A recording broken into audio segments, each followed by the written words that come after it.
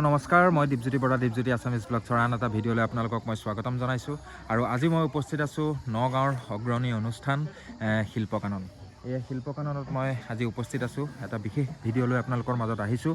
আৰু এই ভিডিঅ'টো হ'ল অহা 31 জানুৱাৰী 2025 জিলা পুথিভঁৰাল প্ৰেক্ষাগৃহত জনা গাভৰু গীতৰ ওপৰত আধাৰিত এখন সম্পূৰ্ণ নাটক তেওঁলোকে মঞ্চস্থ কৰিব গৈ আছে শিল্পকাননৰ নিবেদনত।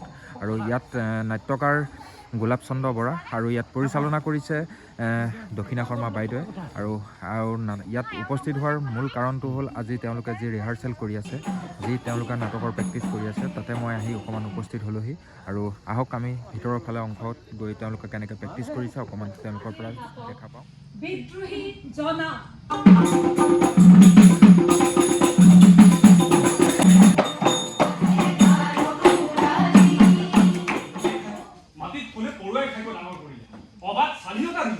আৰু সেইবাবে তই এতিয়া তোমালোকে দেখা দেখি হয় কথা বাৰ্তা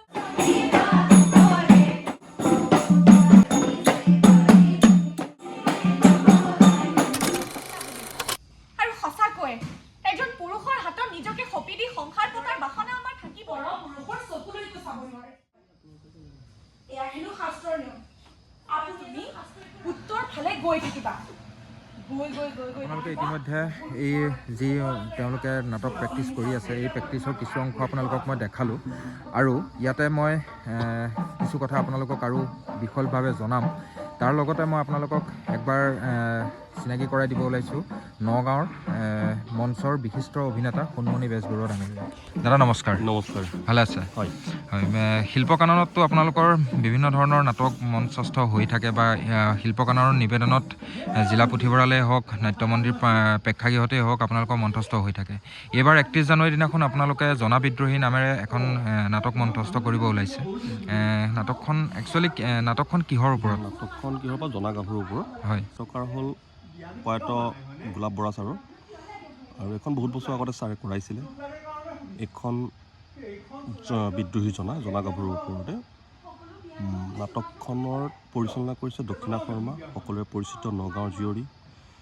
তেখেত NSDN হয় তেখেতৰ। আৰু শিল্পকাননৰে প্ৰডাকশ্যন এইটো। যিহেতু এইটো আমি 31 জানুৱাৰীত নগাঁও জিলা পুথিভঁৰালত কৰিম সন্ধিয়া 6 বজাত। সকলোৰে উপস্থিতি কামনা কৰিলোঁ। আৰু এইখন আমি 6 তাৰিখে দিল্লীলৈ যাম। 8 তাৰিখে আমাৰ NSD কেম্পাছতে এখন ফেষ্টিভেলৰ কাৰণে আমি চিলেকশ্যন পাইছোঁ, তাত আমি কৰিম ভাৰতৰংগ মহোৎসৱৰ। যোৱাবাৰো আপোনাক শুনিলে আচৰিত ভাল পাব যে যোৱা বছৰো আমি কৰিছিলোঁ। যোৱা বছৰ আমি গৈছিলোঁ ভুৱনেশ্বৰত। আৰু এইবাৰ আমি NSD কেম্পাছতে পাইছোঁ। প্ৰায় 23জনীয়া দল এটা যাব। বাকী আপোনালোকে আহক, নাটকখন চালে বুজি পাব। তাত নৃত্য পৰিচালনা কৰিছে গৌৰৱ হাজৰিকাই, মিউজিকত আছে আবিদ, বাকী ৰাজবংশী দা আছে, গোটেইখিনিয়ে আছে ভাল ভাল মানুহখিনি। লাইট কৰিছে আমাৰ সুৰজ শইকীয়া, মোৰ বন্ধু, তেওঁ বিশিষ্ট অভিনেতা, পৰিচালক, নাট্যকাৰ, লাইট ডিজাইনাৰ। ছেট কৰিছে জ্যোতি গগনে কৰিছে। ধৰণে কাম চলি আছে তেওঁৰো। আৰু মেকআপ কৰিব প্ৰকাশ বৰাই, তেখেতে অভিনয় কৰিছে, জ্যেষ্ঠ শিল্পী। আৰু বাকী আৰ্টিষ্টখিনি দেখা পালে গম পাবই, সকলোখিনি আছে। বিদ্যুৎ নাথ আছে, তেওঁ NSD ছিকিমৰ পৰা কৰি আহিছিলে। হেৰি আছে, সুস্মিতা শইকীয়া আছে, নিবেদিতা গৌতম আছে, ধনঞ্জয় বড়ো, গোটেইখিনি আছে। দেখা পালে ভাল পাম। সকলোকে ইয়াৰ পৰাই নিমন্ত্ৰণ জনালোঁ। সকলো আহিব বুলি আশাবাদী আমি। হয়, ধন্যবাদ। আপোনালোক সকলো আহিব 31 জানুৱাৰী 2025। আমি আপোনালোকক জিলা পুথিভঁৰালত লগ পাম সন্ধিয়া 6 বজাত।